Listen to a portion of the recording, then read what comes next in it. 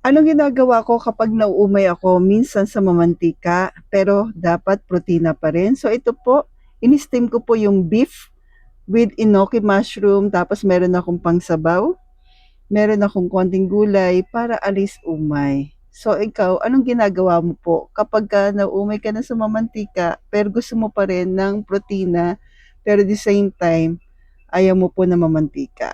So una po, flex ko na rin to yung akin 2-in-1 na steamer po. Tamang laki lang, stainless. Kasi yung aking steamer, ang laki-laki, kaya bumili ako ng isa po. Then, magigisa na po tayo ng ating sibuyas, kamatis. Niluluto ko maigi yung ating kamatis, tapos bawang. Yan. Then, kapag okay na po, luto-luto na yung kamatis, nilalagay ko na po yung ating pangsabaw. Pero pagka nagigisa po ako dito, mahina lang po yung aking apoy.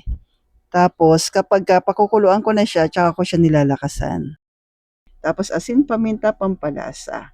Ito yung ating beef. I-steam ko po yan. Nilagay ko po yung mushroom. Then habang kumukulo kasi sa ilalim, naluluto na rin po yung nasa ibabaw. O di ba po, 2-in-1. So, maganda kasi dito, hindi siya madudurog maigi yung ating beef. Kaya hiniwalay ko po siya. Pagkakulo, nilagay ko na po yung cabbage. Pwede kang mag-add ng pechay Tagalog. Pwede yan sa atin, yung mga green leafy vegetable. Pero basta ang essential sa atin ay meat, chicken, fish, seafoods yan po. Konting gulay lamang para maalis umay lang. So kayo po, anong discarding ginagawa ninyo? Ito yung sa akin, then nag-add po ako ng boiled egg. Thank you.